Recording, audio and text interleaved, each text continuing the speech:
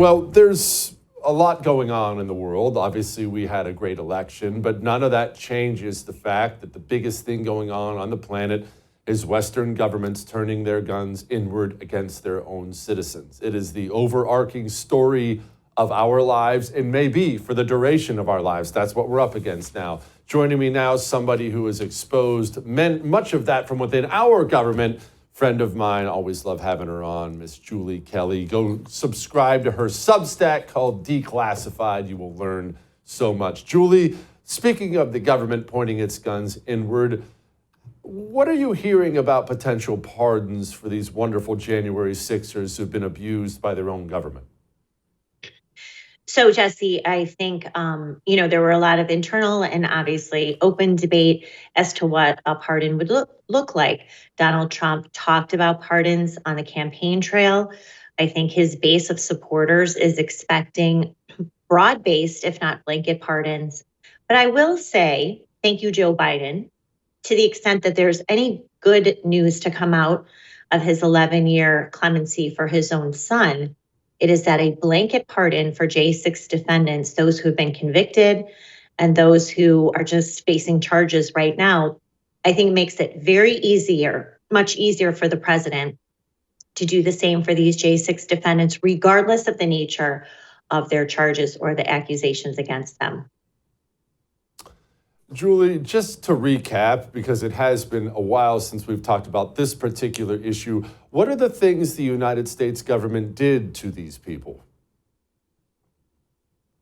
Well, they've brought bogus charges against now more than 1,600 Americans, including the 1512C2 obstruction of an official proceeding post-Enron statute that was reversed by the Supreme Court in June. That means that this DOJ, Joe Biden's DOJ, and the DC U.S. Attorney Matthew Grace wrongfully prosecuted more than 300 J6ers by falsely using the language, the interpretation of this obstruction statute to turn otherwise peaceful protesters into lifelong felons. Now, they've also brought other bogus charges such as seditious conspiracy. You saw members of the Proud Boys and the Oath Keepers face those charges and be convicted by DC juries on a charge, Jesse, that has historically been reserved for foreign terror cells, ISIS members, Al-Qaeda members who were planning real terror attacks here or against our allies, not members of the Proud Boys who showed up, at the Washington Monument, some of whom didn't even go into the building and certainly committed nothing close to an act of terror. So that's another one of the charges. But of course, as we've talked about for years, denying release of even nonviolent offenders, hauling them off to a DC gulag, solely restricted for Trump supporters, asking for excessive sentences on even low-level offenses like parading in the Capitol or disorderly conduct. So there's a litany of egregious abuses by this DOJ, consented to by every single federal judge in Washington, D.C. This has never happened in our nation's history. And I think the president has a golden opportunity to right a tremendous wrong on so many levels by issuing a blanket pardon to all of these J6ers. Julie, Jack Smith obviously is dropping the cases. It looks like Fani Willis is going to not be able to prosecute her case. All that is well and good, but none of that changes the fact these evil people tried to throw their political opponent in prison. What can be done? What will be done to them specifically? Yes, I want things legally done to these people. What can be done? Well, I think the special counsel, Jack Smith, and his entire team of prosecutors, both in the Florida case and the Washington case, both proceedings, as you know, I covered in person those hearings, and I saw in action how Jack Smith's team also abused the process, misled the court.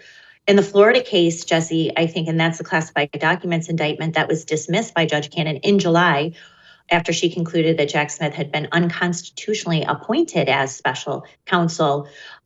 During those proceedings, a lot of evidence of prosecutorial and investigative misconduct, including tampering with evidence, possibly destroying evidence, misleading the court and Judge Cannon as to the condition of evidence that was seized during the Mar-a-Lago raid, and the raid itself, Jesse, the unnatural proceedings and deliberations that resulted in the authorization by Merrick Garland, he said, of that 9-hour armed raid. There was big dispute in the FBI and DOJ as to whether the raid was necessary, since Donald Trump and his lawyers already were cooperating, allowing prosecutors and FBI investigators into Mar-a-Lago to look for more documents. The raid was never necessary. We were misled by the special counsel and the media about the nature of that raid, saying that they did contact the Secret Service beforehand. It looks like they did not, and presenting a very dangerous, not just blue on blue situation between armed FBI agents and armed Secret Service at Mar-a-Lago, but certainly the employees and others who were on the grounds on August 8th, 2022. So the DOJ could produce these optics of this FBI raid so to convince the American public that Donald Trump was harboring national security secrets and endangering our security in the process. Julie, let's switch gears here a little bit. Potential U.S. Attorney General Pam Bondi. Most people are not familiar with her. I obviously know Pam Bondi, or at least I know of Pam Bondi, but I'm not that familiar with her. We don't have Matt Gaetz, okay. Should I be doing backflips for Pam Bondi? Should I have a cautious approach to this woman? Should I be mortally afraid of what a loser she is? Tell me about Pam Bondi. So Pam Bondi, as you know, represented Donald Trump in one of the impeachment proceedings. She has called out the weaponization of the DOJ. She has threatened to prosecute the prosecutors. So that's very encouraging.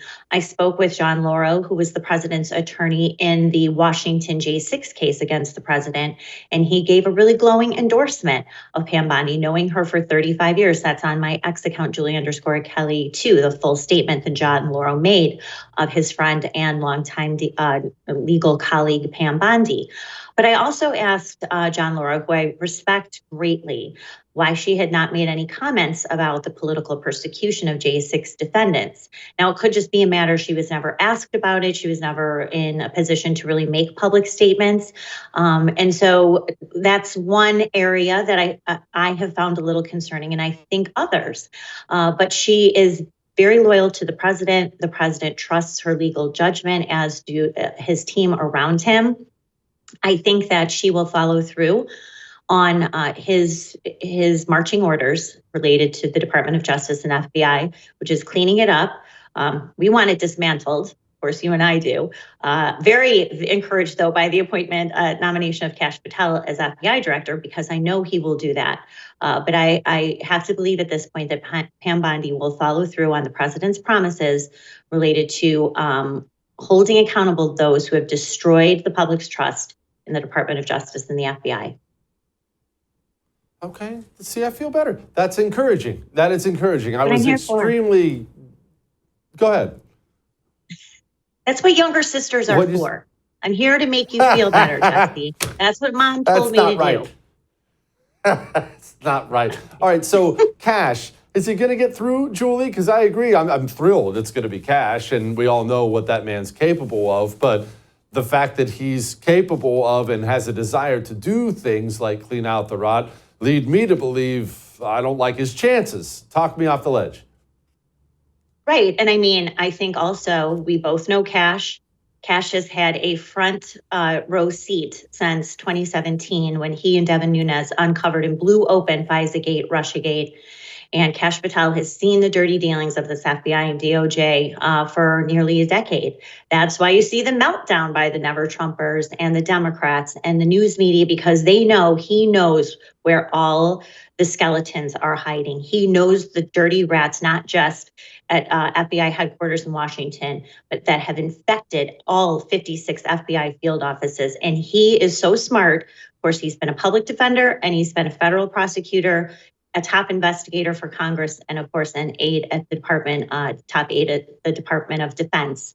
So no one better poised, better informed, and capable of dismantling this corrupt FBI. And also, I think he, more than anyone, will follow through on the criminal consequences for those who have brought these indictments weaponized the DOJ and FBI against not just Donald Trump, his associates, his family, his businesses, and of course now more than 1,600 January 6th protesters. No doubt about it. Julie, my younger sister, thank you, ma'am. I appreciate it. I would thank you for coming to my YouTube channel, but I know how brilliant it is, and I know you love it here. So subscribe and watch. We're going to start really ramping things up and putting some funny stuff, some interesting stuff out there, some collaborations. Either way, my YouTube channel is officially the place to be. So stick around.